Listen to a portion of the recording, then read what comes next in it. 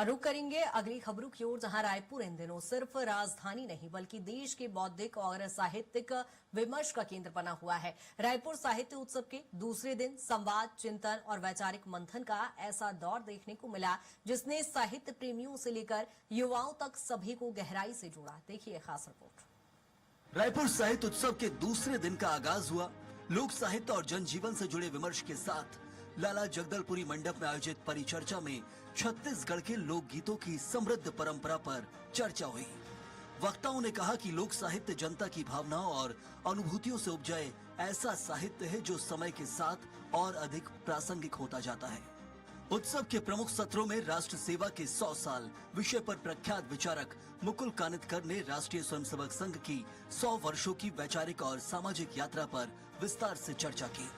उन्होंने राष्ट्र निर्माण में वैचारिक प्रतिबद्धता और समाज सेवा की भूमिका को रेखांकित किया।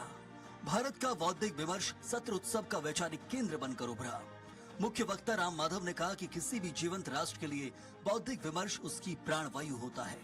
उन्होंने भारतीय ज्ञान परंपरा को आधुनिक विज्ञान और वैश्विक राजनीति से जोड़ते हुए युवाओं को सोचने की नई दिशा दी। नई पीढ़ी की फिल्मी दुनिया परिचर्चा में कलाकारों ने डिजिटल युग में कहानी की ताकत पर जोर दिया। वक्ताओं का कहना था कि भविष्य का सिनेमा वही होगा जो समाज से जुड़ा होगा और संवेदनशील होगा।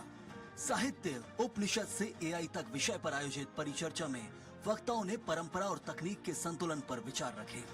चर्चा का निष्कर्ष यही रहा कि तकनीक तभी सार्थक है जब वह मानवीय मूल्यों से जुड़ी हुई हो। उत्सव में ओपन माइक मंच ने युवाओं को अपनी रचनात्मकता दिखाने का अवसर दिया। किताब मेले में साहित्य प्रेमियों की भारी भीड़ दिखी, तो वहीं गढ़ कलेवा में छत्तीसगढ़ी व्यंजनों का स्वाद लोगों को अपनी ओर खींचता रहा। रायपुर साहित्य उत्सव ने यह साबित कर दिया है कि छत्तीसगढ़ की धरती केवल लोक संस्कृति ही नहीं बल्कि उच्च स्तरीय बौद्धिक विमर्श की भी सशक्त भूमि है। विचार, संवाद और रचनात्मकता का ये उत्सव आने वाले समय में एक नई वैचारिक संस्कृति की नींव रखता दिखाई दे रहा है। Bureau report, Swaraj express, Chhattisgarh.